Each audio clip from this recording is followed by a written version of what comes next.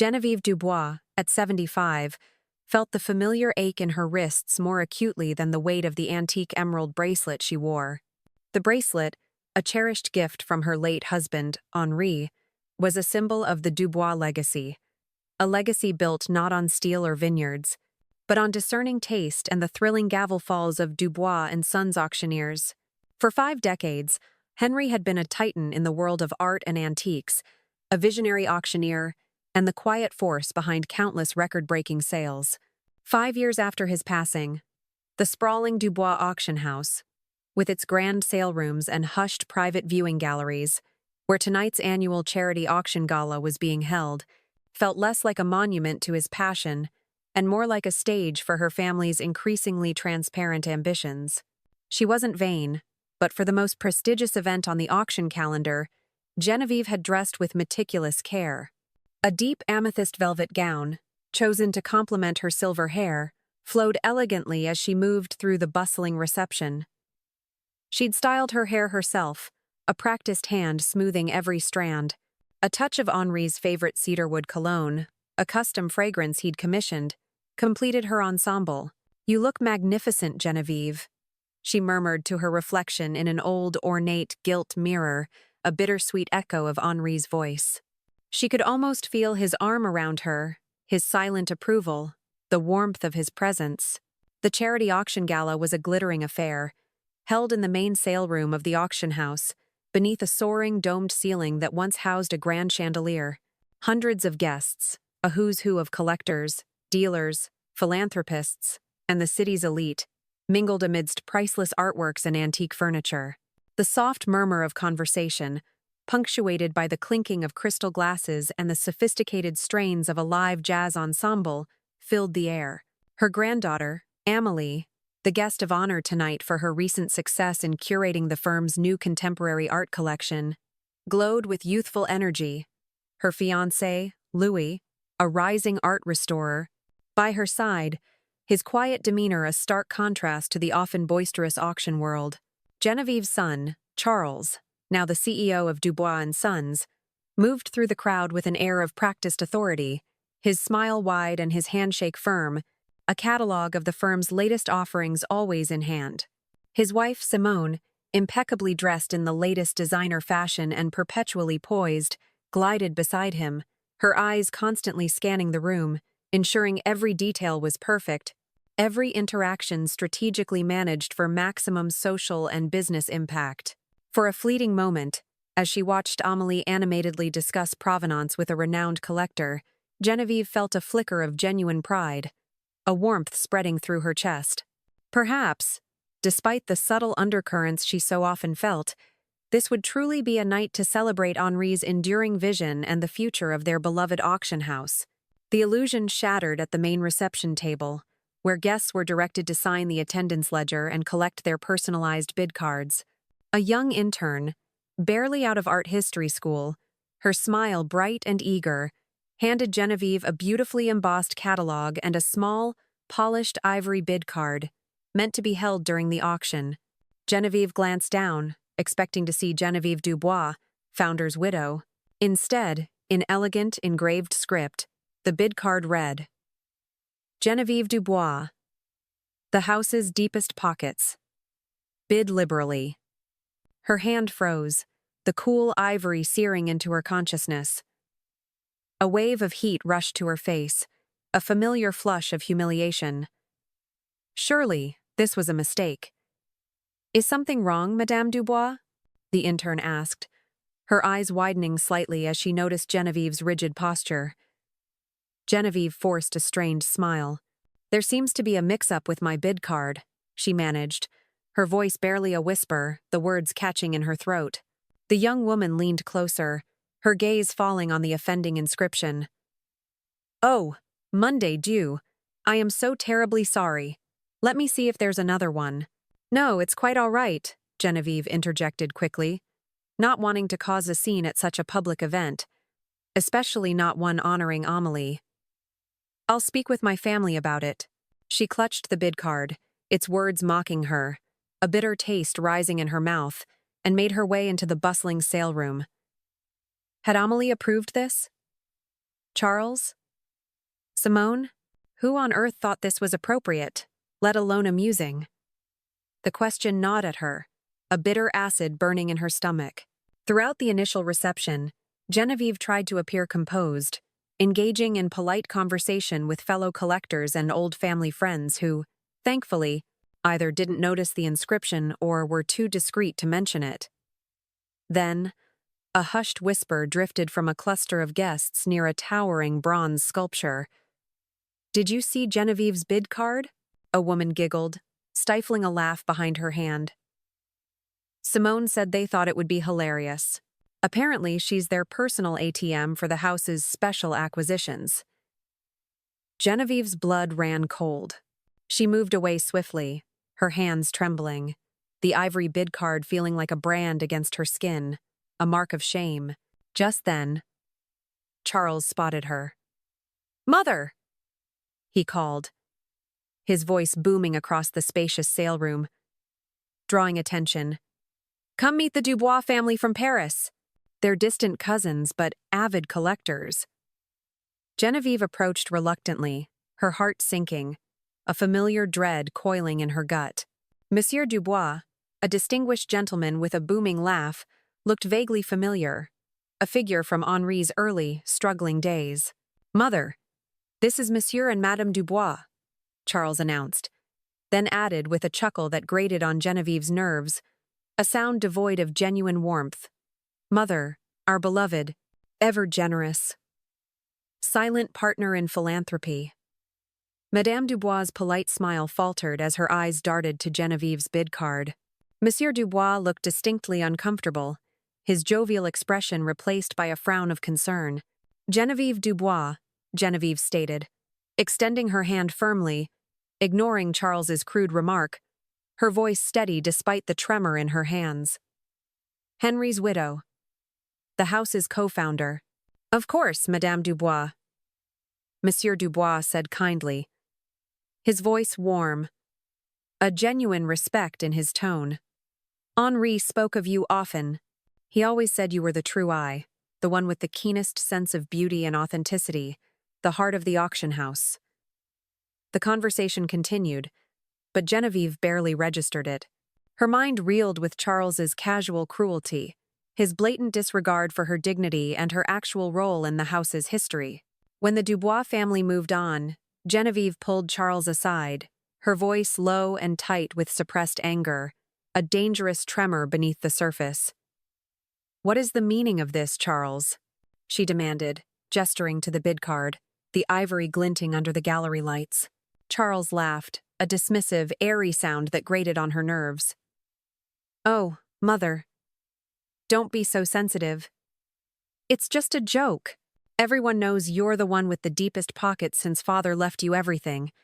It's a tribute to your generosity, to your enduring support for Dubois and Sons. It's humiliating," Genevieve said quietly, her eyes burning, a hot, stinging sensation behind them.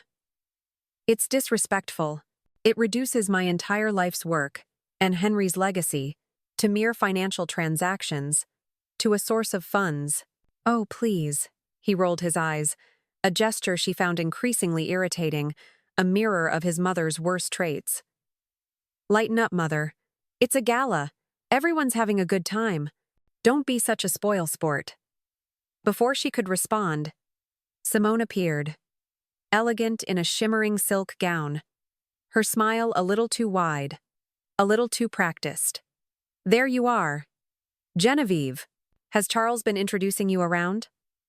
We want everyone to know who's responsible for this absolutely gorgeous charity auction gala. Amelie's new collection is simply divine, isn't it?" She winked, and both Charles and Simone laughed, a sound that echoed hollowly in Genevieve's ears, devoid of genuine mirth. Genevieve excused herself, needing a moment of solitude, a breath of fresh, unperfumed air. She made her way to a quiet, dimly lit corner of the auction house, near an old, unused storage vault. Splashing cold spring water on her flushed face from a small, stone basin in a forgotten washroom.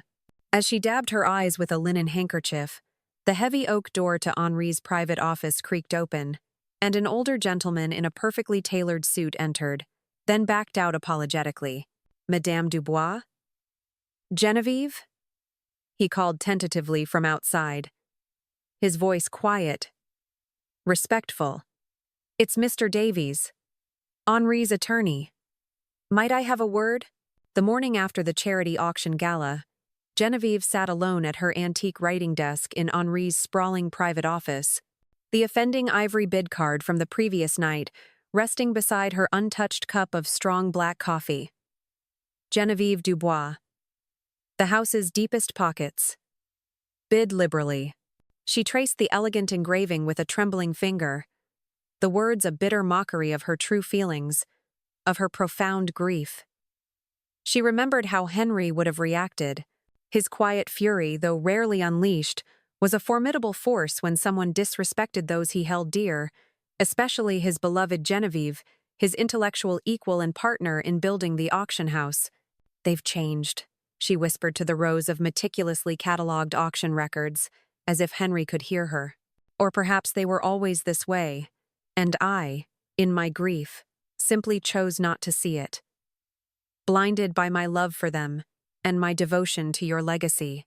She rose, the silk of her robe rustling softly, and moved to the grand viewing gallery, drawn by an invisible pull to the large oil portrait of Henri above the carved marble fireplace. It had been painted 15 years ago, a vibrant depiction of him in his prime, surrounded by towering stacks of art catalogs and a prized antique globe. He looked so alive, so full of purpose, so connected to the world of art and commerce. When exactly had things changed? The question echoed in the quiet grandeur of the Dubois family residence, attached to the auction house. Perhaps it had been gradual, so subtle she hadn't noticed the slow erosion of respect until it had become a gaping chasm. The first clear memory surfaced, sharp and painful, just a year after Henri's funeral. Charles and Simone had invited her to a private lunch at an exclusive members-only club downtown, an unusual gesture, even then, as they rarely sought her company outside of formal family or house obligations. They'd been unusually attentive, asking about her well-being, reminiscing about Henry with what seemed like genuine warmth, even shedding a few well-placed tears. Then, over a delicate crème brûlée, they'd broached the real purpose of the gathering. "Mother," Charles had begun, refilling her water glass with a practiced ease, his voice smooth and persuasive. "Simone and I have been thinking about a major upgrade for the house's digital presence. New online bidding platforms, advanced software for cataloging, a complete overhaul of our virtual viewing rooms. Nothing extravagant, just ensuring Dubois and Sons remains at the cutting edge of the global auction market." "That sounds vital, Charles," Genevieve had replied, genuinely pleased by the thought of the house's modernization, completely oblivious to the trap being laid. Henry always emphasized the importance of embracing new technologies to reach a wider audience. "The thing is," Simone continued smoothly, her voice a soft purr, her eyes gleaming with a calculating light, "with the current market shifts and the rising costs of maintaining the auction house and the family residence, we're a bit stretched right now. The bank loans for the recent expansion were substantial. A market SATA. 1. Genevieve remembered the pause, the expectant, almost hungry looks in their eyes, the subtle shift in their posture. "Are you asking me for money?" she'd asked, a flicker of unease stirring within her, a premonition of what was to come. "Not asking, Mother," Charles had quickly interjected, a dismissive wave of his hand. "It's just that Father left you quite comfortable, and we thought perhaps you'd want to help out the house. For Henri's legacy, of course, to truly honor his vision for a modern, global auction house." Genevieve, still reeling from her grief and desperate to honor Henri's memory and ensure the house's prosperity, had written them a check for 800,000 euros that very afternoon. Looking back, that had been the insidious beginning. Small requests for house improvements became larger ones. A new digital infrastructure became a complete renovation of Charles and Simone's private offices within the auction house's headquarters, including a lavish new private viewing suite. Funding for technological upgrades became extravagant marketing campaigns and international travel expenses for Charles and Simone to scout new acquisitions in exclusive, exotic locales. Each time, the requests were cloaked in the language of legacy, of honoring Henri's vision. But the underlying current of self-interest grew increasingly blatant, increasingly audacious. She walked to Henri's meticulously organized filing cabinets in his study, their polished mahogany gleaming in the morning light. She pulled out a heavy, leather-bound ledger, Henri's meticulous records of the house's finances and his personal investments. Sitting on the plush, antique rug, she began sorting through bank statements and meticulously kept records of her personal transfers to Dubois and Sons. The evidence of her financial support for Charles and Simone's increasingly extravagant projects and lifestyle was overwhelming. Over 5 years, she had personally contributed nearly €6 million to Dubois and Sons auctioneers, far beyond her annual pledged donation to the house. The sheer sum made her gasp, a cold knot forming in her stomach, a bitter taste rising in her throat. The antique telephone on the desk, a direct line to the house's main office, rang, startling her. It was Simone. "Genevieve, are you at the house? I've been calling your mobile." Genevieve hadn't even noticed her mobile was still in her evening purse. "Yes, I am." "Is everything all right, Simone?" "Everything's perfectly fine. Charles and I just wanted to thank you for everything last night. Wasn't the charity auction gala magnificent? Amelie's new contemporary collection was a triumph, wasn't it?" "Yes, it was lovely," Genevieve said, her voice flat, devoid of genuine warmth. "Amelie and Louis are so grateful for your generosity. They couldn't have had such a wonderful launch without your unwavering support." Genevieve closed her eyes, remembering the €1 million transfer she'd made just last month to cover the unexpected costs of the contemporary collection's initial marketing push. "I was happy to help. Actually, that's partly why I'm calling," Simone continued, her voice taking on that syrupy, manipulative quality Genevieve had come to recognize. A tone that always preceded a new demand, a new financial drain. Louise's family was supposed to fund Amelie's dream of opening a small, exclusive art gallery in Mayfair, a satellite location for the house, but his father's business has had some unforeseen setbacks, and they've had to pull out. Amelie is just devastated. The gallery is so vital for the house's international prestige, for its expansion into the global art market. Genevieve could hear what was coming next, the familiar, insidious drumbeat of expectation. "We were wondering if you might be able to step in, Mother." "It's a substantial commitment, of course, but think of the impact, Genevieve. The legacy for Henri, a true global presence for Dubois and Sons." "I'll think about it, Simone," Genevieve said, surprising both herself and Simone with her non-committal response. It was a small victory, a tiny crack in the dam, but a victory nonetheless. There was a pause, a beat of unexpected silence on Simone's end. "Oh. Well, the gallery needs to secure its acquisition soon to capitalize on the upcoming London Art Fair. Time is of the essence, Mother. I understand. I'll let you know tomorrow." After hanging up, Genevieve returned to her financial ledger. Henry had always warned her about Charles's relationship with money. "He sees it as a means to an end, my dear," he'd told her once, his brow furrowed with concern, his gaze fixed on a distant antique vase. Not a tool for fostering true connoisseurship, for nurturing artists, but for acquisition, for power. Money without true passion for art just creates empty collections. Beautiful on the outside, but hollow within. Genevieve hadn't fully understood then. Or perhaps she hadn't wanted to understand, blinded by her love for her son. A soft knock at the study door startled her. Through the peephole, she saw Bastien, her grandson, Amelie's younger brother, shifting nervously on the porch. He was a quiet, thoughtful young man, a budding art historian specializing in provenance research, with a deep, almost spiritual connection to the authenticity of artworks, much like Henri. She quickly gathered up the scattered financial papers and stashed them back in the ledger before opening the door. "Grandma," he said, stepping forward to hug her, his embrace warm and genuine. At 27, he was tall, like his grandfather, with the same kind eyes that seemed to see the world with a deeper understanding, a quiet wisdom. "Are you okay? I've been trying to reach you." "I'm fine, sweetheart, just a bit tired after last night." "Come in." He followed her to the kitchen, where she put on the kettle for fresh herbal tea, the comforting aroma filling the air. Bastien had always been different from the rest of them. More introspective, less fixated on the glamour of the auction world, more concerned with its true essence, its connection to the profound power of art history and authenticity. "I wanted to apologize for last night," he said, sitting at the kitchen table, his gaze earnest, his hands clasped before him. "The bid card. The way everyone was talking. It wasn't right. It was disrespectful. To you, and to Grandpère Henri's true spirit." Genevieve felt a lump form in her throat, a wave of emotion washing over her. "You noticed, Bastien?" "Of course I noticed, Grandma." "So did a lot of people who actually respect you, who understand what you and Grandpère built here, the real foundation of Dubois and Sons."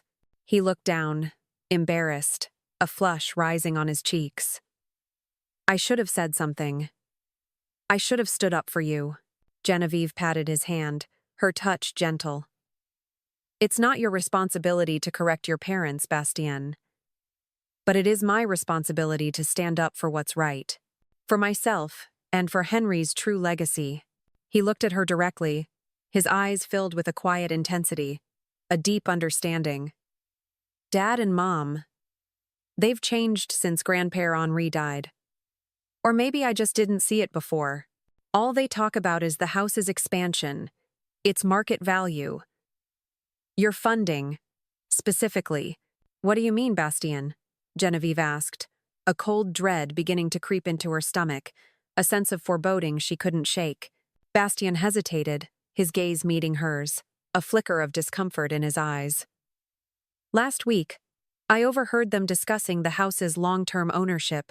Dad said something about how the current structure is inefficient, and how they could streamline it by having you transfer a larger portion of your personal assets, and even your direct ownership shares, directly to the house's main trust, under their sole management. They said it was for the future of Dubois and Sons, to ensure its uninterrupted prosperity and to protect it from unforeseen circumstances. They meant you, Grandma. They even talked about converting the family residence into a corporate viewing space, selling off some of Henri's private collection." The kettle whistled, giving Genevieve a moment to absorb this chilling information. Her entire fortune, her direct ownership of the house, her very connection to Henri's life work, her home, Edward's precious collection. As she poured the hot water over the tea bags, her hands trembled, the ceramic clinking against the saucer. She thought about Mr. Davies and the codicil to Henry's will. She thought about the engraved bid card, the constant demands for money, and now this audacious plan to seize complete control of her entire fortune, her home, her life, cloaked in the guise of efficiency and legacy for Henri's beloved auction house. "Grandma?" Bastien's voice brought her back to the present, his hand gently touching her arm. "Are you sure you're okay?" Genevieve set the teapot on the table and sat down across from him, her gaze fixed on his kind, earnest face. "I'm better than okay, Bastien. I think I'm finally seeing things clearly for the first time in years. The true provenance, as Henry would say, is finally revealing itself." "What do you mean, Grandma?" Genevieve smiled, making a decision, a quiet resolve settling deep within her. "Just that. It's time for some changes around here. Real changes. Changes that will truly honor Henri's vision, not just exploit it." As they sipped their tea, Genevieve found herself studying her grandson's face, wondering if he was truly different from his parents, or if the seeds of entitlement were merely dormant, waiting for the right conditions to sprout. For the first time since Henry died, Genevieve felt a cold clarity replace her grief and loneliness. She wouldn't be making any hasty decisions, but she would be watching and waiting to see who in her family truly deserved the legacy Henri had left. A legacy not just of wealth, but of integrity, passion, and respect for authentic art. 3 days after the charity auction gala, Charles and Simone organized a private viewing and investor luncheon at the house's most exclusive private gallery, a space usually reserved for the rarest masterpieces and most esteemed clients. Genevieve deliberated whether to attend. Part of her wanted to retreat, to nurse her wounds in the quiet solitude of the family residence, far from their manipulative schemes.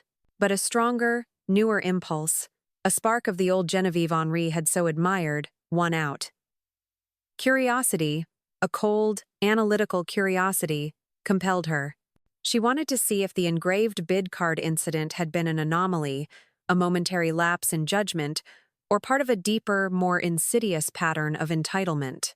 She arrived at Dubois & Sons' elegant private gallery, dressed in a simple but impeccably tailored charcoal gray suit that Henry had always said made her look formidable.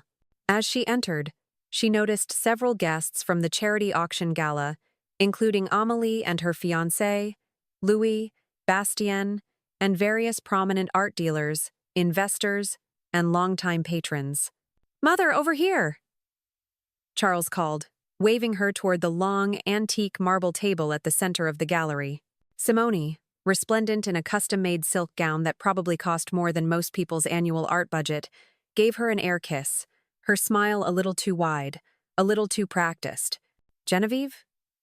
You look remarkably composed," she said, her tone suggesting mild surprise, as if Genevieve's usual demeanor was something to be endured. "We saved you a seat right here." Genevieve settled into the chair, noting with a prickle of annoyance that she'd been placed next to a minor collector whom she barely knew, rather than near her grandchildren or Mr. Davies. The luncheon proceeded pleasantly enough, a superficial veneer of civility masking the underlying tension Genevieve now acutely felt. Charles delivered a polished speech about Dubois & Sons' successes, its rich history, and its ambitious future plans, emphasizing the need for continued investment and support from their esteemed partners. Then, Simone clinked her crystal glass for attention, the sound echoing a little too loudly in the elegant gallery. "We want to thank everyone for coming today, and for your unwavering belief in Dubois & Sons auctioneers," she began, her voice dripping with practiced warmth. "And of course, a special thank you to our most dedicated benefactor, Genevieve Dubois, whose personal contributions have been truly instrumental in our recent successes and ambitious future." All eyes turned to Genevieve, a spotlight of uncomfortable, expectant attention. "In fact," Simone continued, her smile not quite reaching her eyes, a predatory glint in their depths, "we have an exciting announcement.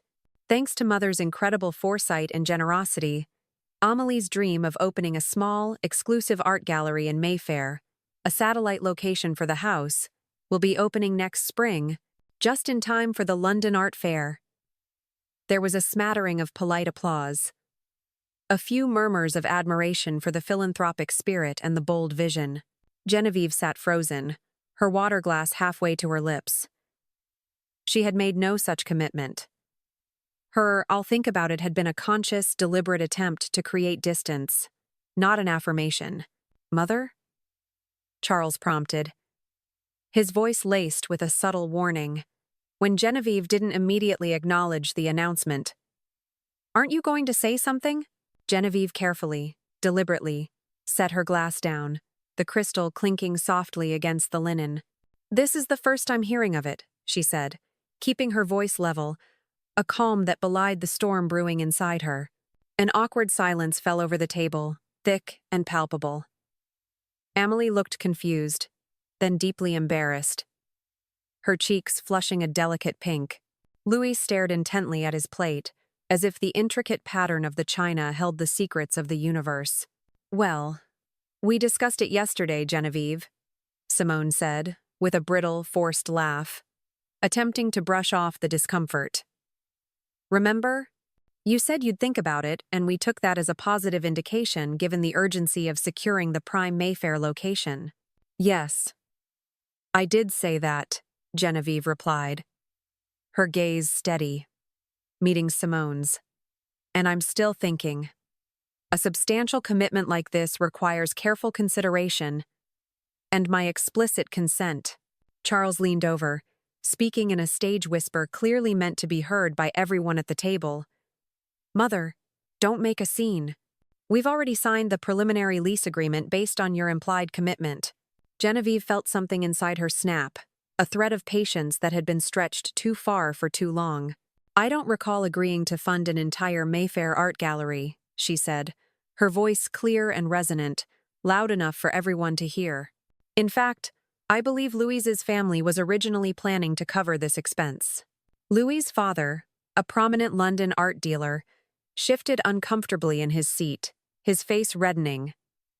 There were some unforeseen market corrections, he muttered, his voice barely audible. I understand, Genevieve said kindly, her tone softening slightly towards Louise's parents, who seemed genuinely distressed.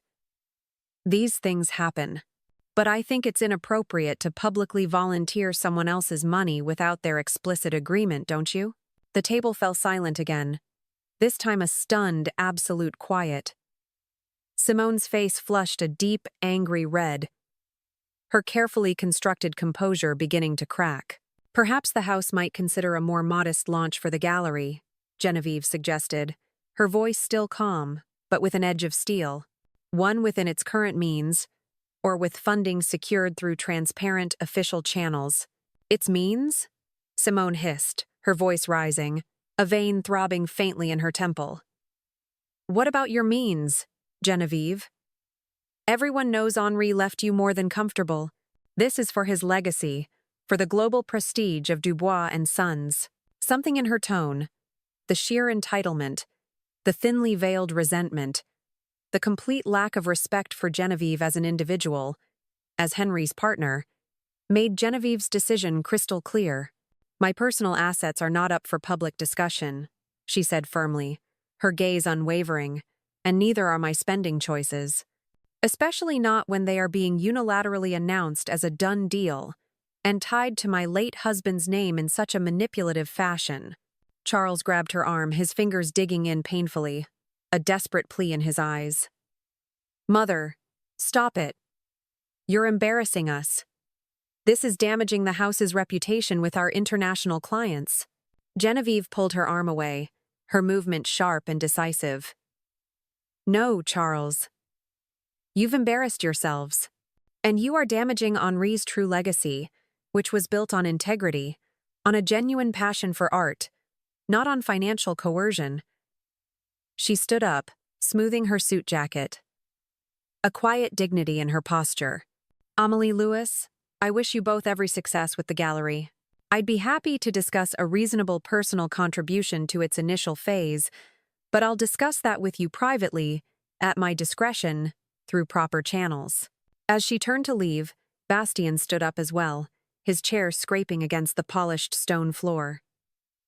I'll walk you out, Grandma. In the opulent, echoing main sale room, away from the prying eyes and hushed whispers of the private viewing gallery, Genevieve finally let her composure slip. Her hands trembled as she fumbled for her car keys, the weight of the past few minutes pressing down on her, a profound sense of betrayal washing over her. Are you okay to drive, Grandma? Bastien asked gently, his hand resting lightly on her arm, a comforting, steadying presence.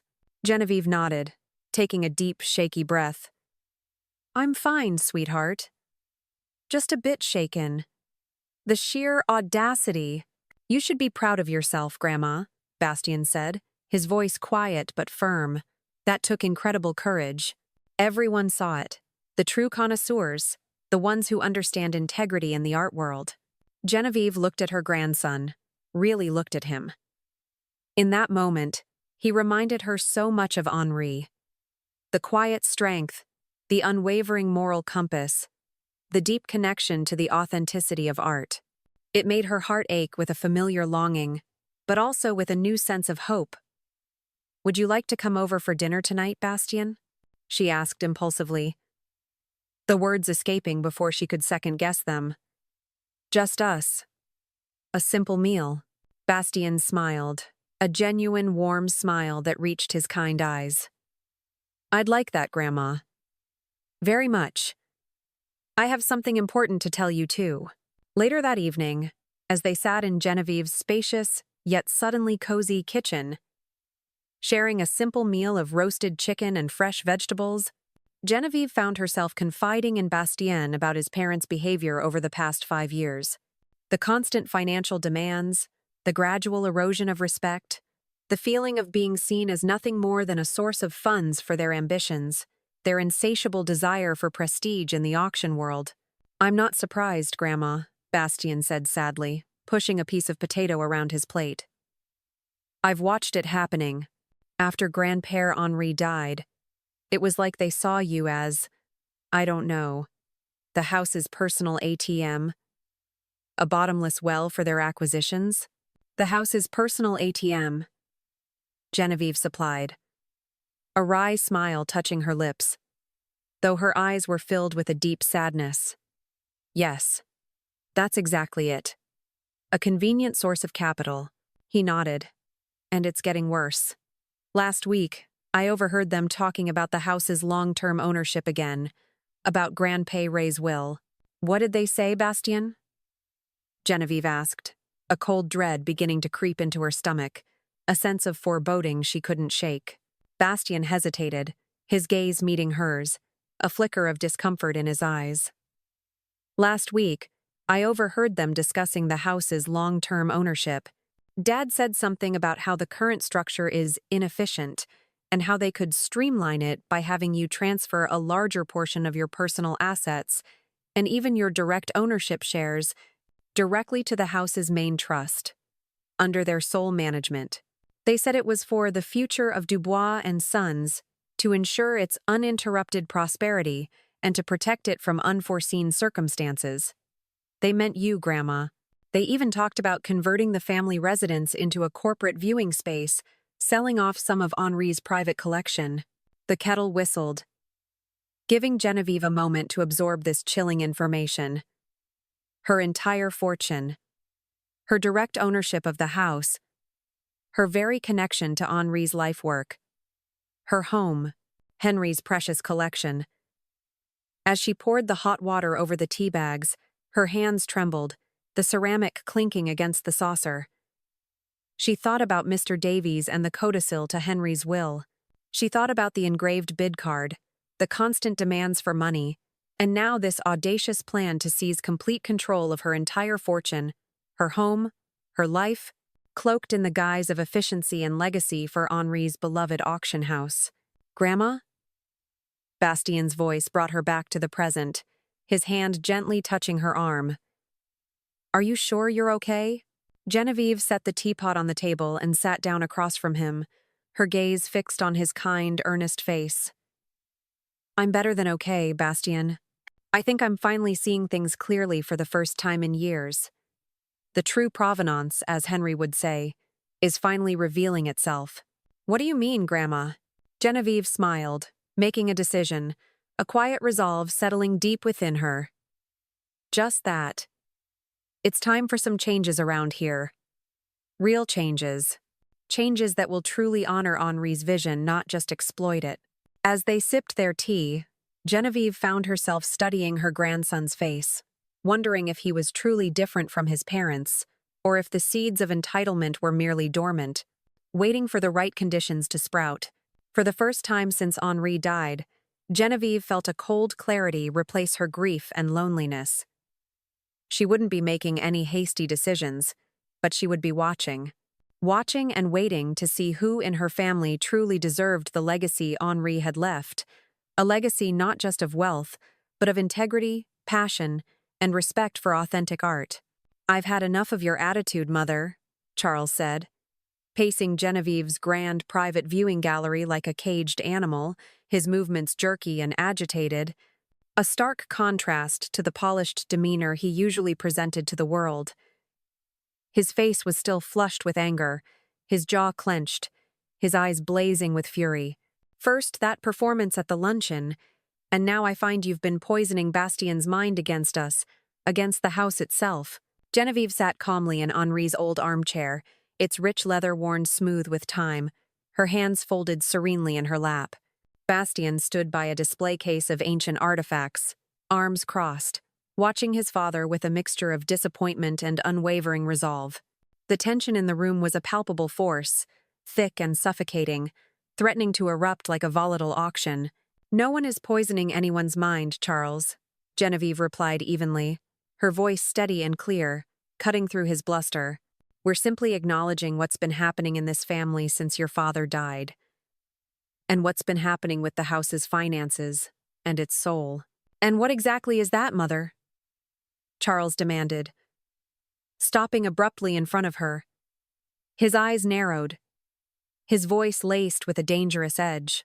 "You and Simone have been treating Grandma like an endless source of funds, not a person, not the co-founder of this auction house," Bastien interjected before Genevieve could answer, his voice calm but firm, his gaze unwavering.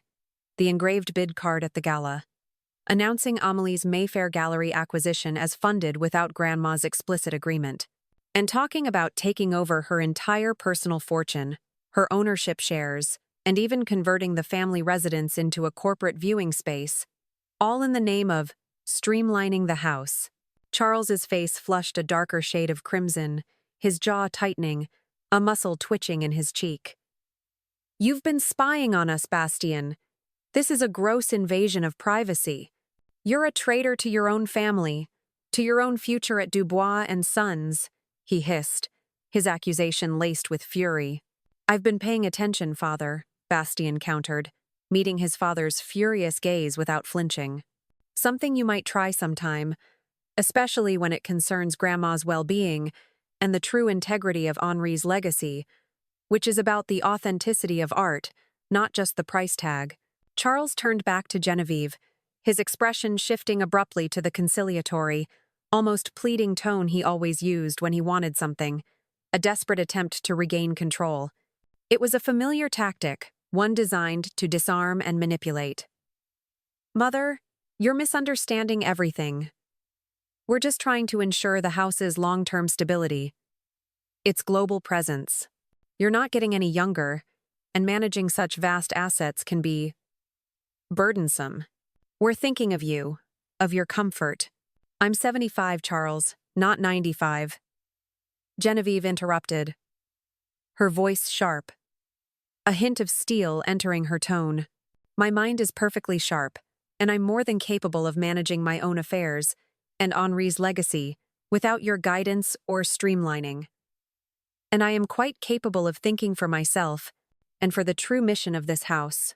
But Father left you so much.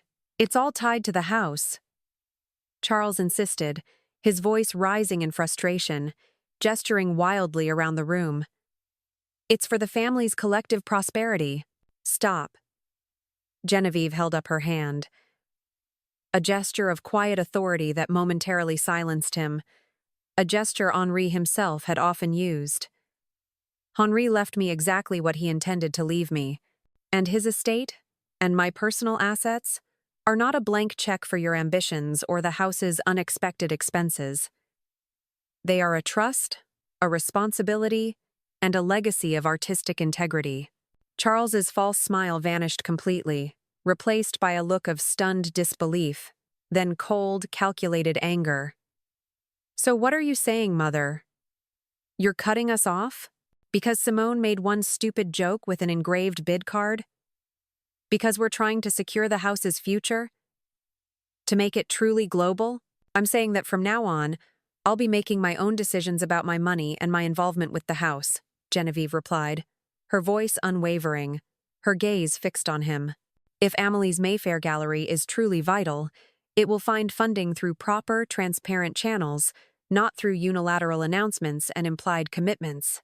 And if you and Simone want to expand Dubois and Sons, you will find the means through diligent, ethical business practices, not by attempting to seize control of my personal fortune or my ownership shares. And if I choose to invest in Bastien's future, in his passion for art history and provenance research, that is my prerogative, a true investment in the house's soul." Charles stared at her, as if she'd suddenly started speaking a foreign language, a language he couldn't comprehend. He seemed genuinely unable to grasp her newfound resolve, her absolute refusal to be manipulated. Then, he turned to Bastien, his eyes blazing with a dangerous fury. "I want to speak to my mother alone, Bastien. This is a private family matter, a business matter of the utmost importance. I'm staying," Bastien said firmly, stepping slightly forward, placing himself subtly between Genevieve and Charles. "This is a family matter. And I am family. And this concerns the house's future, which is my future too, and the legacy of my grandfather." "Exactly," Genevieve added, nodding at Bastien. "And Bastien is family. And he will bear witness to this conversation. To the truth. To the unfolding of this provenance." Something shifted in Charles's expression, a flicker of calculation, a desperate reassessment. He'd always been able to manipulate Genevieve when they were alone, playing on her emotions, her grief for Henry, her desire to keep the peace and protect the house's image. But with Bastien present, those tactics wouldn't work. Bastien's presence was a shield, a silent, unwavering witness that stripped Charles of his usual leverage, exposing his true intentions for all to see. "Fine," Charles snapped, his voice tight with barely contained rage, his face contorted. "But this isn't over, Mother. Not by a long shot. You'll regret this. You'll see what happens when you cross me, when you cross the future of Dubois and Sons." The door slammed shut behind him, the sound echoing through the quiet residence, a final, jarring punctuation mark to their strained relationship. After he left, Bastien let out a long breath, the tension visibly draining from his shoulders. "I'm sorry, Grandma," he said, his voice laced with regret, stepping closer to her. "For what, sweetheart?" Genevieve asked, her heart swelling with affection for him. "You've done nothing wrong. You stood by me. You showed true courage, a true understanding of integrity, for not standing up sooner, for letting them treat you this way, for letting them disrespect Grandpère Henri's true legacy, his passion for authentic art." Genevieve rose and hugged him tightly, a profound sense of gratitude washing over her. "You're standing up now," she whispered, her voice thick with emotion. "That's what matters. Your grandfather would be so proud of you, Bastien. You are the true inheritor of his spirit." After Bastien left, Genevieve sat in the quiet of her home, the silence no longer oppressive but contemplative, almost peaceful. She thought about Henry, about the codicil to his will, about the family they'd raised together. Had they gone wrong somewhere with Charles? Or had he always had this streak of entitlement, this hunger for control and prestige, that they'd failed to see, blinded by parental love and the demands of building an auction empire? More importantly, what was she going to do now? The confrontation had been difficult, painful even, but it was just the beginning. The true battle for Henri's legacy, for the soul of Dubois and Sons, had just begun. The answer came slowly, taking shape in her mind like a complex restoration project. Instead of confronting Charles and Simone directly with the codicil, which would only make them change their behavior out of fear rather than genuine respect for her or Henri's vision, she would simply let them continue showing their true colors. She would observe. She would document. And she would quietly reclaim her life and her independence, not just from their financial demands, but from their emotional manipulation. She would not be a victim, she would be the curator of her own future, and the true guardian of Henri's legacy, ensuring that the house remained a place of passion for authentic art and integrity, not just profit. The next morning, Genevieve called Mr. Davies. "Genevieve," he answered warmly, his voice carrying a hint of concern. "I've been hoping to hear from you after the luncheon. I heard certain things about the house's future." "Yes, that's partly why I'm calling Mr. Davies," Genevieve explained, recounting what had happened at the luncheon and Charles's angry visit afterward, omitting no detail. "I need to understand exactly what Henri left in his will, Mr. Davies. Not just the codicil, but everything. The full scope of his personal assets, the house's endowment, his shares, every detail. I need to understand the full provenance of his foresight." There was a pause on the other end of the line. This is a serious conversation, Genevieve. A pivotal acquisition. Perhaps this would be better discussed in person. Could you come to my office this afternoon? I'll clear my entire schedule. We have much to discuss about Henri's profound wisdom. 3 hours later, Genevieve sat across from Mr. Davies in his well-appointed office, the walls lined with ancient legal tomes and framed certificates of authenticity. As he meticulously explained the full extent of Henri's estate, both personal and tied to the house, the numbers took her breath away. It was far more substantial than she had ever imagined, a testament to Henri's quiet brilliance, his shrewd business sense, and his profound foresight. Henry built his empire not just on auctions, Genevieve, but on a deep understanding of value, of integrity, of legacy, Mr. Davies explained, his voice calm and professional, his gaze steady. His investments were extremely conservative, which means they weathered every economic downturn beautifully, and the house itself, its value has appreciated exponentially under his careful stewardship. He truly understood the long game, the enduring value of a genuine masterpiece. I knew we were comfortable, Genevieve said faintly, her mind reeling, but this, the sheer scale of it, the true depth of his vision. Henry was a private man when it came to wealth, Mr. Davies continued. He didn't believe in ostentatious displays. He always said you married him when he had nothing but potential and a small, struggling antique shop, so he never wanted you to become one of those women who only care about social standing and the price tags of their possessions.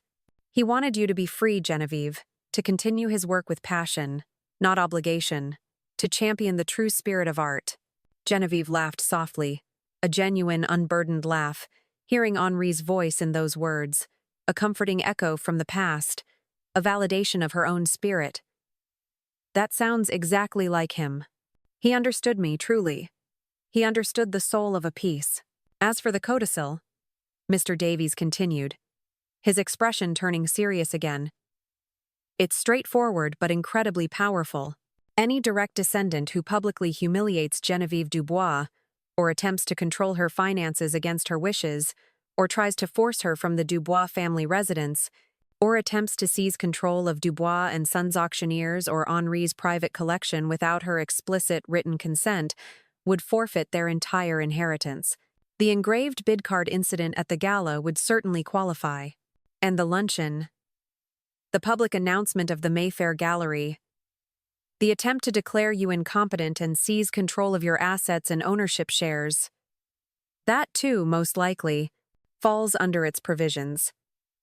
He paused, looking at her kindly, a profound respect in his eyes.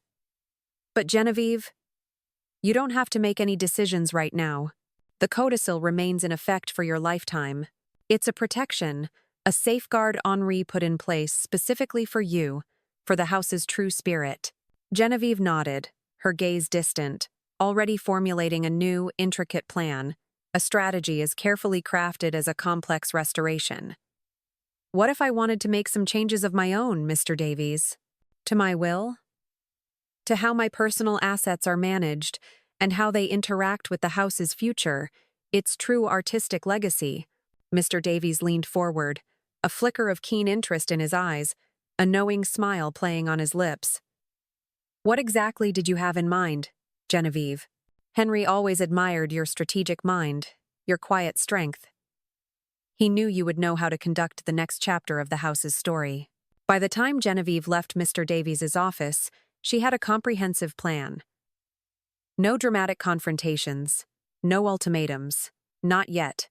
Just a quiet, methodical reclaiming of her life and her power, and a subtle, powerful redirection of Henri's true legacy.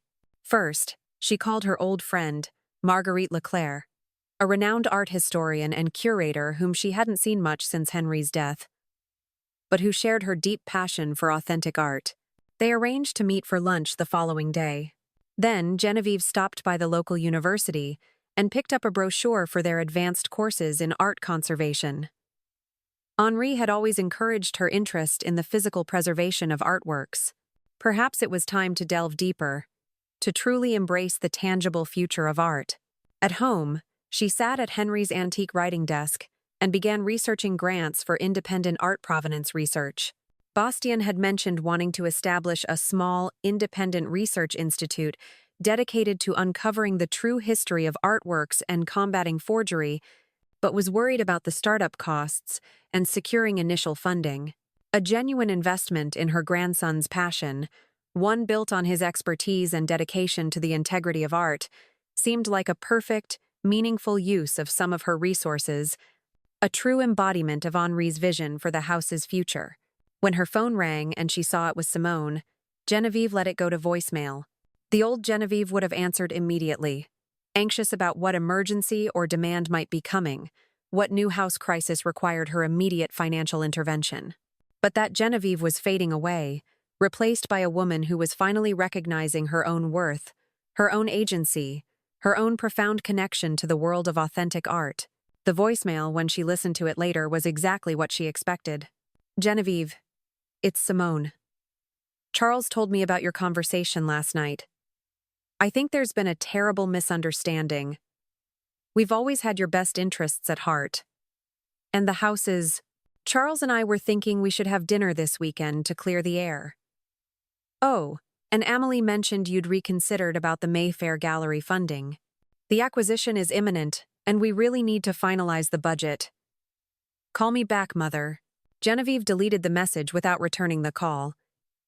Instead, she opened her personal ledger and meticulously recorded a substantial, but carefully considered, personal donation to a small, independent art collective that focused on supporting emerging artists and fostering authentic artistic expression in underserved communities, a cause far removed from Charles and Simone's grand, self-serving projects for Prestia. She enclosed a note, expressing her genuine admiration for their work, and sealed the envelope. Her silent strategy had begun. No confrontations. No drama. Just quiet, firm boundaries, and a redirection of her resources to where they truly belonged, to the heart of art and the people who honored it. Henry, she knew, would have approved. 6 months passed in a blur of quiet but significant changes for Genevieve. Her advanced courses in art conservation at the local university became a cherished pursuit, a place where her hands found renewed vigor in understanding the intricate history and delicate care of ancient artworks. She reconnected with old friends, Marguerite Leclerc among them, sharing laughter and insights over weekly lunches at charming Parisian bistros, far from the house's glittering, superficial events. Most importantly, she spent more time with Bastien, who visited regularly, his quiet presence a balm to her soul, his deep understanding of art history a mirror of Henri's own. She had provided him with a substantial grant for his independent Art Provenance Research Institute, the Authenticity Lab, and his research projects were coming along beautifully, filled with innovative ideas for uncovering the true history of artworks and combating forgery. A true investment in the enduring integrity of art, not just its commercial value. Meanwhile, Charles and Simone's attitude toward Genevieve oscillated wildly between chilly distance and desperate, often transparent, attempts to reestablish their access to her finances and influence over the house. When the silent treatment failed to yield the desired results, they would suddenly appear at the Dubois family residence, unannounced, with forced smiles and thinly veiled excuses for their visits. Each time, the conversation would inevitably steer toward money. A new, ambitious expansion for the house they were planning, Amelie's desire to acquire a more prominent residence in Mayfair with Louis to manage the gallery, their own concerns about maintaining their lavish lifestyle, the ever-rising costs of securing Henri's legacy and global prestige. Each time, Genevieve politely, but firmly, declined to engage. I am making my own financial decisions now, and directing my resources where I see fit, for the true future of art, became her mantra, delivered with a calm smile that grew more confident and unwavering with each repetition. They didn't take the rejection well. Simone's texts became increasingly hostile, laced with thinly veiled accusations of selfishness, disloyalty to Henri's memory, and ingratitude. Charles's calls grew more demanding, his voice often tinged with a desperate, barely contained frustration, sometimes even outright anger, accusing her of undermining his authority and the house's progress. But Genevieve had found a new, quiet strength in her silence, in the firm, unyielding boundaries she was finally enforcing.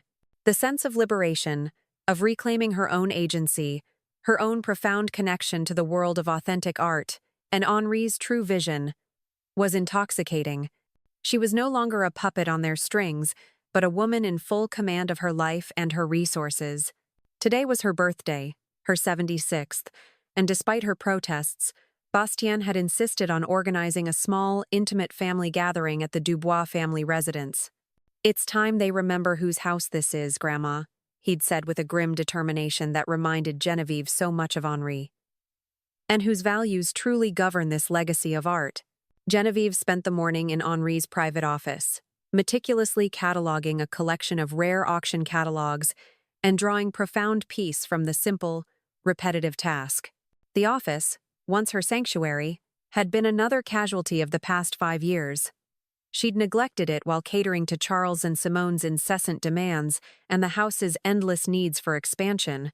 Now it was coming back to life, vibrant and flourishing, a mirror of Genevieve herself, deeply rooted in the enduring authenticity of art. By mid-afternoon, her home was ready for guests, every room meticulously prepared, a quiet testament to her renewed focus on her own life and the authentic spirit of the residents. Bastien arrived early to help with the final preparations. He moved with a quiet efficiency, arranging an assortment of artisanal cheeses, fine charcuterie, and fresh fruits on a large platter, alongside bottles of rare, unpretentious wines from small, independent vintners. "Are you sure you're ready for this, Grandma?" he asked, his brow furrowed with a hint of concern, as he placed the platter on the antique writing desk. "As ready as I'll ever be, sweetheart," Genevieve replied, smoothing the fabric of her new dress. A bold, vibrant sapphire blue she would never have chosen before, but which Marguerite had insisted would bring out the sparkle in her eyes. She'd even applied subtle makeup with techniques learned from a class at the local community center, a small act of self-care that felt profoundly significant. Besides, it's just dinner. A family gathering. But they both knew it was more than that. This was the first time in months that the entire family would be together under her roof. Charles and Simone, Amélie and Louis, and even a few of Henri's oldest, most trusted friends, including Mr. Davies, whom Genevieve had specifically invited. The doorbell chimed precisely at 5 o'clock, a clear, resonant sound. Charles and Simone stood on the porch, their smiles so artificial Genevieve could almost hear the plastic stretching, a thin veneer over their underlying tension. "Joyeux anniversaire, Maman," Charles said, handing her a bouquet of store-bought roses that looked suspiciously like the ones from the local florist, already wilting slightly. "Genevieve, you look remarkably well preserved," Simone added, her eyes taking in Genevieve's new dress, her elegantly styled hair, the subtle makeup. Her tone suggested not admiration, but a vague unease, as if Genevieve had somehow deviated from her assigned role, from the image of the grieving, pliable widow they had grown accustomed to. "Mercy," Genevieve said simply, stepping back to let them enter, her posture erect, her gaze steady. Amélie and Louis arrived moments later, followed by Mr. Davies and another couple who had been close friends with Henri and Genevieve for decades, their faces radiating genuine warmth and concern. Genevieve moved through the greetings and small talk with a composure she would have found impossible 6 months ago. She felt a quiet, unwavering strength emanating from within, a shield against their veiled criticisms and unspoken expectations. As they settled in the grand dining room, the scent of roasted duck and aged wood filling the air, Genevieve couldn't help but notice Charles's gaze moving around the family residence, assessing, calculating, as if appraising a property for sale or a new corporate acquisition. Simone's eyes kept returning to the new, intricately restored antique sculpture on the antique credenza, a piece Genevieve had personally overseen the conservation of through her courses, its vibrant colors a testament to her newfound passion. "Did you redecorate, Genevieve?" Simone asked, her tone suggesting she found the changes disturbing, perhaps even a little extravagant, certainly unexpected. "Just a few updates," Genevieve replied, her voice light, almost dismissive. I've been taking advanced courses in art conservation and overseeing the restoration of some of Henri's cherished pieces. Art conservation, restoration? Charles echoed, his voice laced with disbelief, as if Genevieve had said she was learning to fly to the moon. At your age, Mother? And with the house's future at stake, you're wasting time on dusty old artifacts? Grandma's really talented, Papa, Bastien said proudly, his chest puffing out slightly, a protective glint in his eyes. Her research on provenance and authenticity is invaluable, and she's already secured grants for the Authenticity Lab to publish its findings. Publish? Simone looked genuinely confused, her brow furrowed in a mixture of surprise and disapproval. But why would you need to publish, Genevieve? Surely, you don't need the money. It's unbecoming for the house's image. Genevieve smiled, a genuine, unforced smile that reached her eyes, a quiet triumph in its depths. It's not about need, Simone. It's about joy and purpose, and the satisfaction of contributing to something meaningful with my own hands, something that truly honors the integrity of art and Henri's vision, not just the bottom line. An uncomfortable silence fell over the table, thick and palpable, broken only by Louis, who, perhaps sensing the escalating tension, quickly asked Bastien about his independent Art Provenance Research Institute. It's coming along great, Bastien said, his enthusiasm infectious, seizing the opportunity to shift the conversation. Thanks to Grandma, I've secured the initial funding for the Authenticity Lab, and I'm already working on my first major project, uncovering the true history of a disputed Renaissance masterpiece that could redefine its market value. Charles's head snapped up, his eyes narrowing, a dangerous glint in them. Thanks to Grandma? What does that mean, Bastien? What funding are you talking about? All house resources are allocated through me. Bastien met his father's gaze steadily, his voice calm but firm. Grandma's investing in my institute. A significant investment. Actually, she believes in my vision for artistic integrity, for the enduring value of authentic art, not just commercial speculation. Investing? Charles's voice rose, a dangerous edge to it. Barely contained. With what money, Mother? Your personal assets are tied to the house's endowment, and your shares are for the family's collective prosperity. My money, Charles, Genevieve said quietly, her gaze fixed on him, unwavering. My personal assets are precisely that. Personal. And I am making my own decisions about them now, and my shares, as Henri stipulated, are entirely at my discretion. But, Mother, Charles began, then caught himself, glancing nervously at the other guests, who were now watching the exchange with thinly veiled interest, some with outright fascination. Perhaps we should discuss this privately, Mother. This is hardly the forum for such family matters. There's nothing to discuss, Charles, Genevieve replied, her voice firm and unwavering. I'm making my own financial decisions now, and I choose to support Bastien's passion for artistic authenticity. A passion that truly embodies Henri's spirit, far more than any grand, empty gestures of global presence. Charles's face darkened, a vein throbbing in his temple. He looked like he wanted to say more, to launch into a furious tirade, but Amelie, perhaps sensing the escalating tension, quickly interrupted with a story about her and Louis's recent visit to a small, independent gallery in Montmartre that specialized in overlooked contemporary artists, a subtle shift from the house's usual focus on grand, established institutions. The conversation shifted, the tension temporarily diffused, but the undercurrent of resentment and shock remained, thick and palpable beneath the surface. After dinner, as they moved to the grand salon for coffee and dessert, Simone cornered Genevieve in the kitchen, her voice a harsh whisper, tight with suppressed anger. Genevieve, what on earth is going on with you? First you refused to fund Amelie's Vital Mayfair gallery. Then we hear nothing from you for months. And now you're throwing money at Bastien's, his academic pursuits. They're not academic pursuits, Simone, Genevieve replied calmly, picking up the elegant cake knife. They're crucial contributions to art history, and the preservation of our cultural heritage. Don't be naive, Genevieve. Provenance research is a financial black hole. He's using you. He's manipulating you for your money, just like he's manipulating Bastien. Simone hissed. Her eyes narrowed, a predatory glint in them. No, Simone, Genevieve said, meeting her gaze directly, her voice firm. I'm supporting my grandson's ambition, his genuine talent, and his dedication to Henri's true passion for authentic art. There's a profound difference between support and manipulation. And Bastien is a brilliant, honest young man, dedicated to the true art of connoisseurship. Simone's eyes narrowed further, her voice dropping to a conspiratorial whisper. Charles and I have been talking, Genevieve. Seriously talking. We think it's time you consider a more manageable living situation.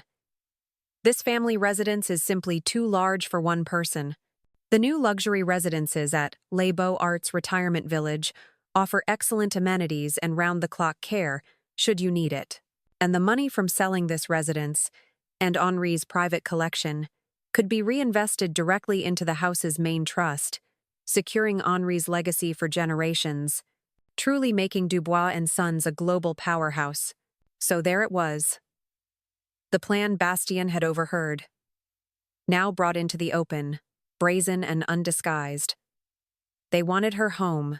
They wanted her entire fortune, her direct ownership of the house, Henri's precious collection, not just her generosity. They wanted to erase her. This residence isn't for sale, Simone, Genevieve said firmly, her voice leaving no room for argument, a cold, hard edge to it. And my living arrangements and my personal assets and my shares in Dubois and Sons and Henri's private collection are not up for family discussion or your reinvestment plans. They are mine, as Henri intended. Before Simone could respond, Charles appeared in the doorway, his expression grim, his eyes scanning the kitchen. Everything okay in here, mesdames? Just wonderful, Charles, Genevieve said, picking up the beautifully decorated cake she'd baked that morning, a small, defiant smile playing on her lips. Shall we have dessert in the salon? Charles cleared his throat, a nervous sound, as Genevieve began cutting the cake. Before we move on, Mother, there's something Simone and I want to discuss with everyone, something vital for the house's future. Genevieve's hand stilled on the cake knife. This wasn't part of the evening she had planned. This was their desperate final maneuver, their public attempt to seize complete control. We've been increasingly concerned about Mother's decision-making lately, Charles announced to the room, his voice carefully modulated, designed to sound reasonable, concerned, almost sorrowful. She's been making unwise financial choices, isolating herself, and refusing sound family guidance regarding the house's future, its global standing, its very prosperity. A stunned silence fell over the room, the only sound the soft clinking of teacups and the faint strains of the jazz ensemble from the distant sale room.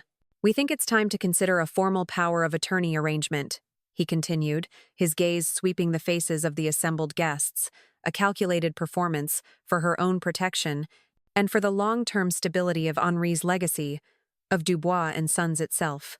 Mr. Davies, who had been quietly sipping his tea, set down his cup with deliberate, almost theatrical care, the sound echoing in the sudden hush. That's a serious step, Charles. Do you have concrete evidence of diminished capacity?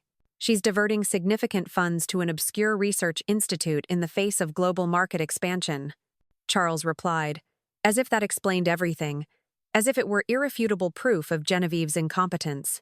And she's refusing to consider sensible options for her personal assets and her direct ownership shares, and even Father's private collection, options that would greatly benefit the house's collective future.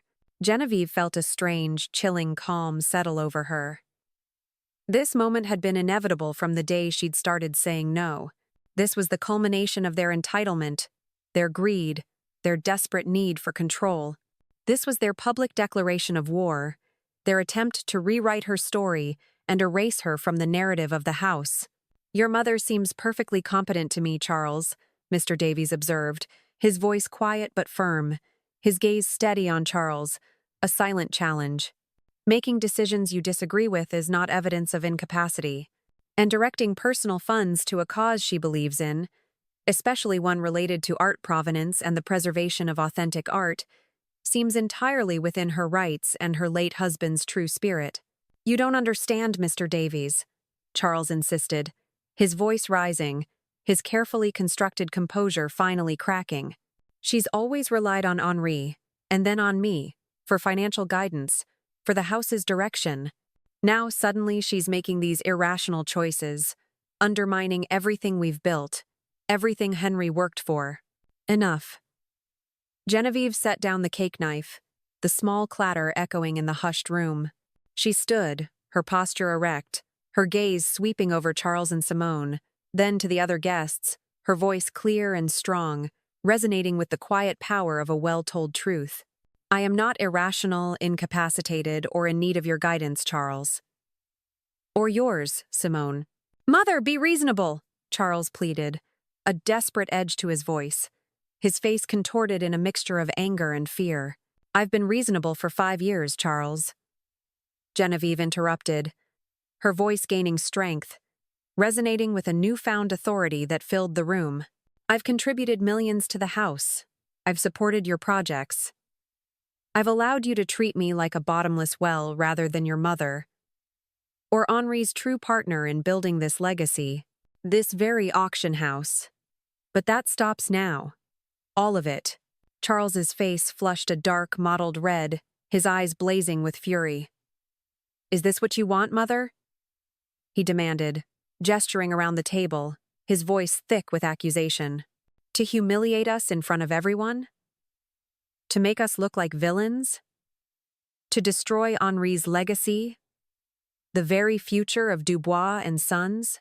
"No, Charles," Genevieve said quietly, her voice devoid of anger, only a profound sadness, a deep disappointment that cut deeper than any anger. "You've managed that all on your own. You have damaged Henri's legacy far more than any public statement I could make, by valuing profit over passion, prestige over integrity, and commercialism over true art. You selfish old woman," he hissed, standing up so abruptly his chair nearly toppled, his hands clenched into fists, trembling with rage. "After everything we've done for you, after all the sacrifices we've made for the house, Charles!" Simone tugged frantically at his arm, suddenly aware of how this looked to the others, of the irreparable damage he was inflicting on their public image, on the house's reputation. But Charles was beyond caring, consumed by his own fury and sense of betrayal. "You think you can just cut us off? You think you can just undermine everything? Father would be ashamed of you, Mother. He'd be furious. He'd never let you do this." It was at that precise moment that Mr. Davies cleared his throat, a small, polite sound that somehow cut through Charles's rage, and spoke the words that would change everything, irrevocably, like the final, unexpected bid in a high-stakes auction. "Actually, Charles," he said, his voice calm and deliberate, his gaze unwavering as he met Charles's furious eyes, "your father anticipated this exact situation, and he made very specific, legally binding provisions for it. Provisions that protect Genevieve and the true spirit of Dubois and Sons." The silence that followed Mr. Davies's words was absolute, heavy with unspoken shock. Charles stood frozen, his mouth slightly agape, his furious expression slowly dissolving into one of disbelief, then dawning terror. Simone, beside him, seemed to shrink, her usual poised demeanor crumbling, her carefully constructed facade shattering into 1,000 pieces. Mr. Davies, ever the professional, reached into his inner jacket pocket and removed a familiar, thick envelope, the codicil. Henri added a codicil to his will shortly before he passed. Mr. Davies explained to the stunned room, his voice calm and deliberate, cutting through the thick tension like a sharp, precise cut from a master craftsman. He was profoundly concerned about how Genevieve might be treated after he was gone, and how his true legacy, the very soul of Dubois and Sons auctioneers, might be managed by those who valued profit over passion for authentic art. What kind of codicil? Simone demanded, finding her voice first. Though it was thin and reedy, a desperate gasp, a sound of pure panic. Mr. Davies looked to Genevieve, silently asking for permission. Genevieve met his gaze and nodded. A quiet, unwavering strength radiating from her, a profound sense of peace settling over her features, a resolve as solid as ancient marble. The codicil states that any direct descendant who publicly humiliates Genevieve Dubois, Miss Davies continued, his voice steady and clear, addressing the entire room, or attempts to control her finances against her wishes, or tries to force her from the Dubois family residence, or attempts to seize control of Dubois and Sons auctioneers or Henri's private collection without her explicit written consent, would forfeit their entire inheritance. He paused, his gaze sweeping over Charles and Simone. This includes, but is not limited to, using her personal assets as an unspoken endowment for the house without her explicit consent, questioning her mental capacity, or undermining her authority as the rightful matriarch and co-founder. That's ridiculous. Charles sputtered, finally finding his voice, though it was laced with a desperate, disbelieving laugh, a sound bordering on a sob. Father would never. He wouldn't do this to his own son, to his own house, to his family. He did. Mr. Davies interrupted, his tone firm, leaving no room for argument, his gaze unwavering. And as executive of his estate, I've been meticulously documenting the incidents over the past several months, including the engraved bid card at the gala, the luncheon announcement of the Mayfair Gallery, and tonight's audacious attempt to establish a power of attorney and seize control of her shares and the family residence. Your actions, Charles and Simone's, have been thoroughly recorded and witnessed, and constitute a clear breach of the codicil's terms. He turned to Genevieve, his expression softening slightly, a hint of profound respect in his eyes. Genevieve, I have to ask, for the record, do you want to enforce the codicil? All eyes in the room turned to Genevieve. She looked at Charles and Simone, their faces now pale with shock and dawning horror, their carefully constructed lives and ambitions crumbling before their eyes. She looked at Amelie, who seemed utterly confused and deeply embarrassed, her gaze darting frantically between her parents and her grandmother, a silent plea for understanding, for a way out. Then, Genevieve looked at Bastien, whose expression held nothing but quiet support, a silent affirmation of her strength, a profound sense of pride, and unwavering loyalty. Yes, Genevieve said finally, her voice clear and unwavering, resonating with a newfound authority that filled the room. The quiet power of a genuine masterpiece. I do. I want to enforce the codicil. To protect Henri's true legacy. Charles collapsed back into his chair, a soundless thud, as if all the air had been knocked out of him, his body limp with shock. You can't be serious, Mother, he whispered, his voice hoarse, barely audible, filled with raw disbelief. I've never been more serious, Charles, Genevieve replied, her gaze fixed on him, a steely resolve in her eyes. The engraved bid card at the gala, the unilateral announcement of Amelie's gallery at the luncheon, the constant demands for money, cloaked in the guise of Henri's legacy. And now, this audacious attempt to declare me incompetent, to force me from my home, to seize control of my entire fortune and my shares in the house and Henri's precious collection. All of it stops today. All of it ends here. The true provenance of your intentions has been revealed. But our inheritance? The house? Simone whispered, her eyes wide with terror, her voice a fragile thread, barely a breath. Is forfeit, Mr. Davies confirmed, his voice devoid of emotion, a pronouncement of immutable fate. All of it. Your shares, your positions, your financial claims to Henri's estate and Dubois and Sons. All of it? Amelie asked, her voice small, tears welling in her eyes, her youthful idealism shattered, replaced by a crushing reality. Mr. Davies nodded. I'm afraid so, mademoiselle. The codicil is quite clear and legally ironclad. Henri foresaw this possibility with remarkable precision, like a master appraiser foreseeing a market shift. "This isn't fair," Charles suddenly shouted, slamming his fist on the table, making the cutlery jump and the crystal glasses clink, a desperate, futile act of defiance. "She tricked us. She let us believe the money was just sitting there, waiting to be used for the house. For us. She let us build our plans." "No, Charles," Genevieve said quietly, her voice calm, a profound sadness in her eyes, a deep disappointment that cut deeper than any anger. "I never promised you anything. You assumed. You took. You demanded.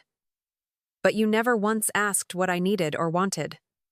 You never once considered my well-being. Only your own ambitions and desires for prestige and profit. You valued the commercial success more than the artistic integrity, the bottom line over the true beauty of art." "What about Amelie and Louis?" Simone asked desperately, turning to Mr. Davies. "A last-ditch effort to salvage something, anyone. They haven't done anything wrong. Amelie works tirelessly for the house." Mr. Davies consulted his notes. Mademoiselle Amélie was present at several incidents, including the gala and the luncheon, but didn't actively participate in the humiliation. However, she also never spoke up to defend Genevieve or to question her parents' actions, even when they were clearly inappropriate and disrespectful to her grandmother. Amelie's eyes filled with tears, and she looked at Genevieve, her face etched with regret, shame, and a dawning painful understanding. "I'm so sorry, Grandma," she whispered, her voice choked with emotion. "I should have said something at the gala about the bid card. I should have stood up for you. I was so caught up in my own career dreams." Genevieve reached across the table and took her granddaughter's hand, a gesture of quiet forgiveness, a silent promise of a path forward. "We all make mistakes, ma chérie. The true measure is what we learn from them, and how we choose to move forward. Your dreams can still flourish, but with integrity, with a true love for art." "So what happens now?" Louis asked, putting his arm around Amélie, offering her comfort, his own face a mixture of shock and concern for their future. "Now, Mr. Davies said, according to the terms of the codicil, Charles and Simone's share of Henri's estate, including their significant portion of the house's endowment and their direct ownership shares, is redistributed." "To whom?" Charles demanded, his voice sharp, a desperate fading echo of his former authority. "Half goes to Genevieve outright, Mr. Davies explained, giving her complete, undisputed control over a substantial portion of Henri's personal fortune and the majority ownership of Dubois and Sons auctioneers, including Henri's private collection. The other half is divided among descendants who have shown her proper respect and care, and who have demonstrated a genuine commitment to Henri's true vision for art, for auctions, and for the house's authentic spirit, not merely its financial trappings." All eyes turned to Bastien, who looked genuinely surprised, his jaw slack, his eyes wide with disbelief, then a quiet, profound understanding. "I didn't know," he said quickly, his voice earnest, almost a whisper. "I swear. Grandma, I had no idea about any of this. I just wanted to help you. To help the art." "I know, sweetheart," Genevieve assured him, her heart filled with profound pride and love. "Your grandfather would be incredibly proud of the man you've become. You embody his true spirit, Bastien. You are the true inheritor of his artistic soul, dedicated to the integrity of provenance." Charles stood up again, his face contorted with anger, a grotesque mask of fury and humiliation, his body trembling uncontrollably. "This is a setup, a conspiracy. I'll contest it in court. You can't do this to me. I am the CEO of Dubois and Sons." "You're welcome to try, Charles," Mr. Davies said calmly, his gaze unyielding, his voice resonating with legal authority. "But the codicil is legally binding, meticulously drafted, and we have ample, documented evidence of the conditions being met. Your actions, and Simone's, have been thoroughly recorded and witnessed. The auction is complete." "Genevieve," Simone began, her voice suddenly honeyed, a desperate last-ditch attempt at manipulation, her eyes pleading, brimming with false tears. "Surely we can work this out as a family? We never meant. We just wanted the best for the house. For Henry's legacy. Save it, Simone." Genevieve cut in, her voice firm, unwavering, a finality in her tone. "It's too late for that. The time for discussion, for genuine concern, has long passed. The gavel has fallen, and the truth is clear. So that's it?" Charles demanded, his voice cracking with disbelief and rage, his entire world collapsing around him. "After everything we've done for you, for the house, you're just cutting us off? You're destroying everything Father built. You're ruining us." "No, Charles," Genevieve said, standing to face her son directly, her posture regal and unwavering, her eyes holding a lifetime of disappointment and newfound resolve. "After everything I've done for you, I'm finally standing up for myself. I am protecting Henri's true legacy from those who would exploit it. I am ensuring the house's future, its soul. There's a profound difference. And you, Charles, you are ruining yourselves. You are writing your own tragic final bid." The gathering ended shortly after. Amélie and Louis left with awkward apologies and promises to call soon. Their faces a mixture of regret, relief, and a dawning, uncertain future. Now free to build their own artistic dreams. Charles and Simone stormed out without another word, their departure a whirlwind of bitter silence. Their grand ambitions shattered, their greed exposed, their narrative irrevocably altered. Miss Davies and the other guests made tactful exits, leaving just Bastien and Genevieve in the sudden, profound quiet of the Dubois family residence. "Are you okay, Grandma?" Bastien asked, helping her clear the barely touched dessert plates, his voice filled with genuine concern, his eyes reflecting her own weariness and triumph. "I'm better than okay, Bastien," Genevieve replied, surprised to find it was true. A profound sense of lightness, of freedom, enveloped her. The gilded cage of expectation had finally opened, and her own story could truly begin. "I feel free. Truly free." The house breathes again, filled with the spirit of true art. 1 year later, Genevieve stood in the grand, renovated main sale room of Dubois and Sons auctioneers, gazing out at the meticulously curated display of authentic artworks, vibrant against the natural light streaming through the skylights. The air hummed with the quiet rustle of turning catalog pages and the soft murmur of scholarly discussion. The house felt alive again, infused with a renewed sense of purpose and authentic artistic spirit. Below, in the newly established Henri's Legacy Archive, Bastien was overseeing a small group of art historians, explaining the intricacies of his latest provenance research. The Authenticity Lab, funded by Genevieve's direct investment and now housed within the auction house, had quickly gained recognition for its groundbreaking work, securing prestigious grants and partnerships with leading museums. Bastien, now the lab's director and a respected art provenance expert, moved with a quiet confidence, his passion for the integrity of art palpable in every gesture. Genevieve herself had embraced a new rhythm of life. Her art conservation courses had led to practical application, and she now personally oversaw the restoration of Henri's most cherished private collection pieces, her hands finding joy in the delicate work.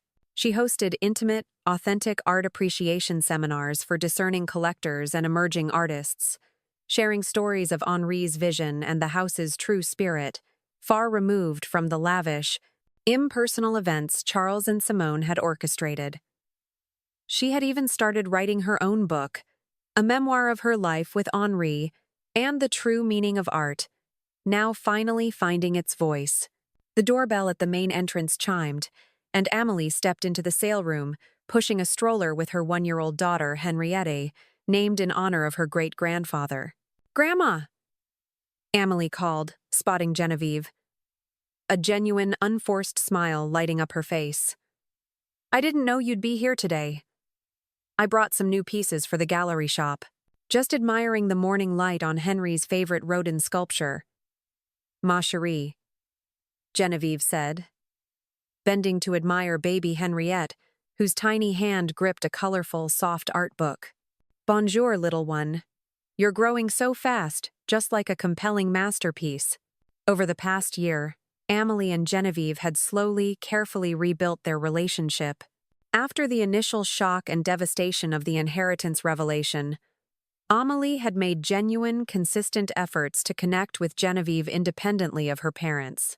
Louis had proven to be a steadying, supportive influence, encouraging Amelie to form her own opinions and values and to pursue her dreams with integrity. Their conversations were no longer about house profits or social climbing, but about life, about Amelie's new role as a mother, and Genevieve's newfound pursuits and quiet contentment. Amelie, with Genevieve's quiet support and a modest, carefully considered loan from a local bank, had opened her own small, charming independent art gallery in a quiet, artistic quarter of Montmartre, focusing on nurturing new contemporary artists and overlooked talents, a success built on passion, not pretense. Charles and Simone were a different story. After several failed, increasingly desperate attempts to contest the codicil, they had quietly moved to a smaller, less prestigious home in a distant, anonymous suburb of Lyon, where Charles had taken a less influential position in a corporate art conglomerate. Their communication with Genevieve was limited to terse, formal holiday cards and occasional strained updates through Amelie, always tinged with resentment and self-pity. The silence, Genevieve realized, was no longer painful, but profoundly peaceful, a quiet testament to her liberated spirit. "Father called last week," Amelie said with a sigh, settling at a small table in the sale room with the baby, her expression weary. Same conversation as always. Complaints about his new job, the house they had to settle for, how unfair everything is, how they were betrayed by Grandpère Henry's will. "I'm sorry, dear," Genevieve said, though she felt no real sorrow for Charles and Simone. Their choices had led them to this path. "Don't be, Grandma," Amelie said firmly, meeting Genevieve's gaze, a newfound maturity and resolve in her eyes. "They wrote their own ending. I've written mine. And I'm choosing to build something real, something authentic, here with you and Bastien. Something that truly honors Grandpère Henri's spirit and the power of authentic art." Bastien emerged from the archive, wiping his hands on a cloth, his face lighting up when he saw them. "Perfect timing," he said, joining them in the sale room. "I wanted to run something by you both."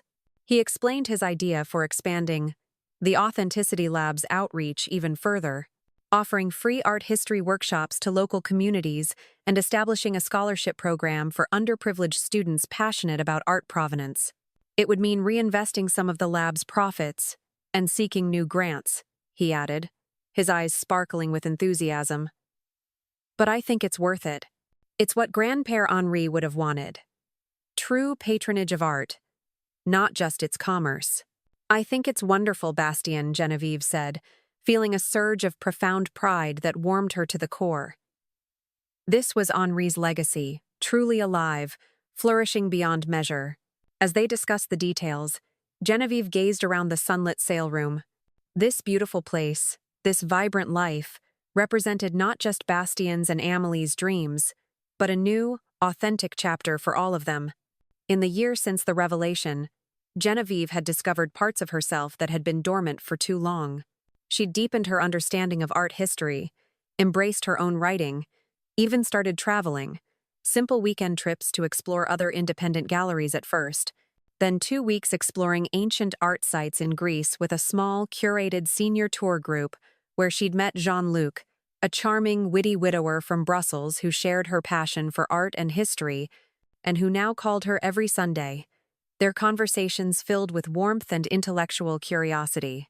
Henry would have approved, Genevieve thought, a gentle smile gracing her lips, not just of the Authenticity Lab, or Bastien's unwavering dedication to true art provenance, or Amelie's authentic gallery, or her own newfound independence and joy, but of the boundaries she'd finally established, the truth she'd unveiled, and the authentic relationships she'd nurtured.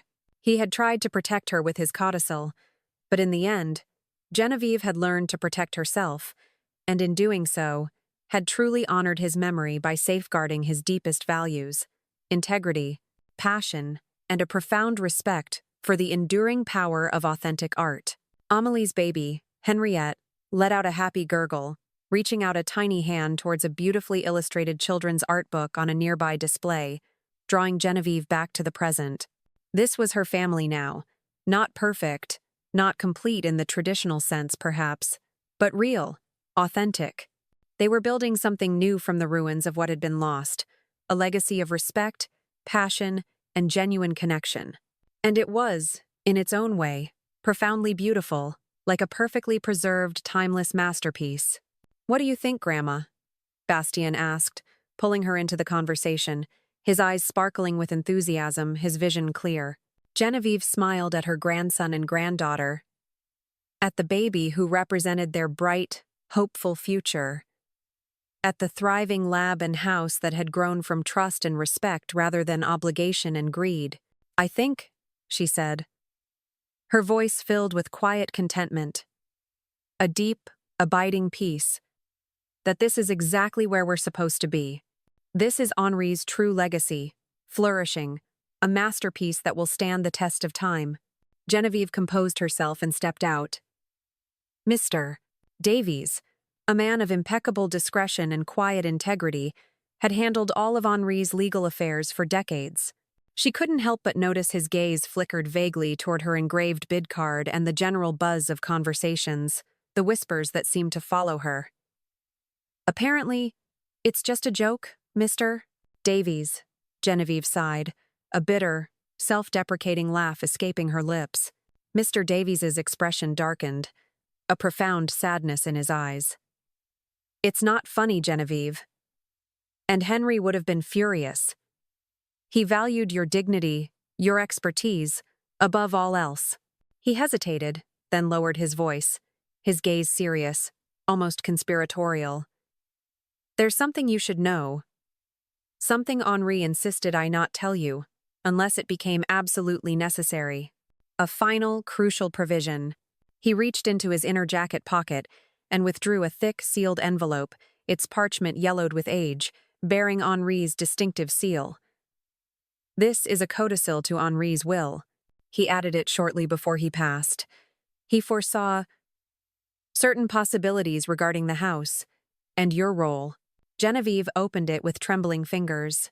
The legal language was complex, written in precise, formal English, but the meaning was chillingly clear. Any direct descendant who publicly humiliates Genevieve Dubois, or attempts to control her finances against her will, or tries to force her from the Dubois family residence, or attempts to seize control of Dubois and Sons auctioneers without her explicit written consent, would be disinherited from their share of Henri's fortune. A fortune, Genevieve now realized with a gasp, much, much larger than even she had fully grasped, tied intrinsically to the success and ownership of the very auction house they now managed. She looked up at Mr. Davies, stunned, the words swirling in her mind. "Why wouldn't he tell me this, Mr. Davies?" "He hoped it would never be needed, Madame Dubois," Mr. Davies said quietly, his voice filled with a gentle understanding. "He wanted them to treat you right because they loved you, Genevieve, because they respected your wisdom and your keen eye, not because they feared losing their inheritance. He believed in the inherent goodness of his children, even as he prepared for their potential failings." Genevieve glanced back toward the bustling sale room, where Charles and Simone laughed, oblivious, celebrating, unaware that their behavior had just cost them millions, perhaps even the control of Dubois and Sons itself. "What do you want to do, Genevieve?" Mr. Davies asked, his voice gentle, offering her the reins of power. Genevieve carefully folded the document, the crisp, aged parchment feeling heavy in her hands, a profound weight of responsibility and newfound strength. She handed it back to him. "Nothing," she said, her voice firm, a new resolve hardening her gaze, a quiet fire igniting in her eyes. "Not yet. I need to see just how far they'll go. I need to see their true colors, their true intentions." As she returned to the gala, the engraved ivory bid card, the house's deepest pockets, Bid liberally felt heavier against her chest. But now, instead of shame, Genevieve felt something different stirring inside her. A cold, quiet determination. A resolve to finally see her family for who they truly were, to understand the depth of their greed, and to protect Henri's true legacy, the integrity of Dubois and Sons, and the passion for authentic art.